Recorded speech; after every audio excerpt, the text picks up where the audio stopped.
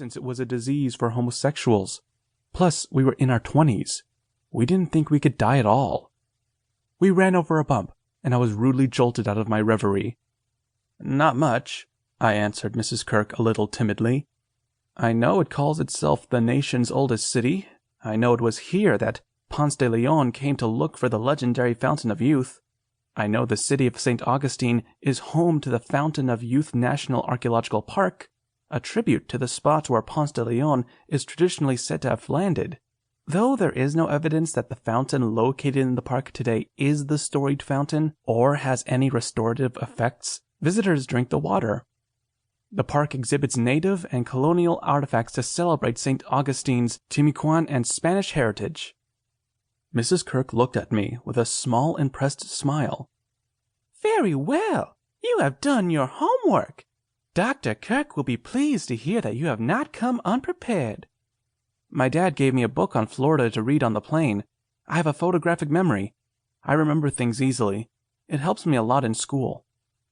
I stared out the window at swamps and what seemed to me like wild-growing bushes and forests. I was desperately hoping to catch a glimpse of an alligator, an animal I had never seen before, and which I had been told you can find in pretty much every water hole in Florida. I was deeply fascinated by creatures of the wild, by predators of any kind. But as a city boy, I had only seen them behind their bars at the zoo, never in the wild. By now, we had passed several water holes, and I had still not seen any, to my great disappointment. It felt like my headband was getting tighter, and I was sweating in my tight jeans and jacket with shoulder pads and rolled-up sleeves.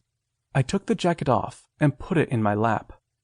Florida was a lot warmer than I had expected it to be, and a lot more humid too. I wasn't used to this kind of heat, coming from a country where we would be lucky to have 3 weeks of summer. I still remember the feeling when I stepped out of the airplane in the Orlando airport for the first time. It felt like someone had taken a winter jacket and swept me in it, like the air itself was hugging me and welcoming me home. I remember sweating just from walking from the airport to the big black Mercedes that Mrs. Kirk picked me up in. She cranked up the air conditioning, and I soon felt a little cooler. I touched the nice leather seats and suddenly felt so insignificant. Coming from a rich family, by Danish standards, I was used to some luxury, yet I had never been in a car like this.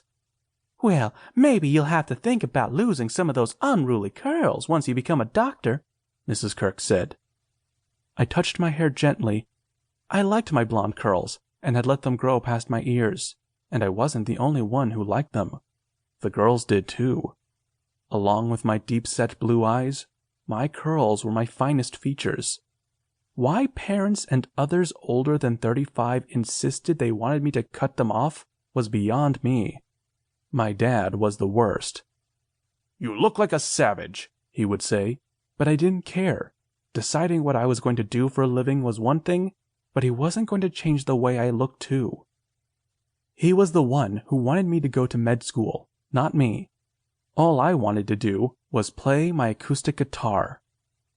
"But you can't make a living out of just playing that guitar. You need to grow up, Chris. It's about time," my father said, just before he told me his plans for me. It wasn't like he gave me a choice. I was going to take over the family practice. It had always been his dream for me, ever since I was a child, so I never questioned it, simply because it would break his heart. I never said no to my father in these matters, and I didn't argue when he told me he was going to send me away for a year either. Instead, I decided to make the best of it. "We're almost there," Mrs. Kirk sang. "It's right at the end of this road." She took a turn, and we entered a small road with around 8 homes. They were nothing like the houses I was used to in my hometown of Odense in Denmark.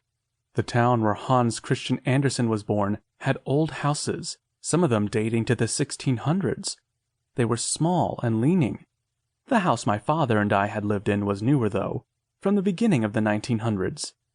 It was an old villa, with high ceilings and stucco in a very lucrative neighborhood on the right side of the river, as they said. Why that was so important, I never understood.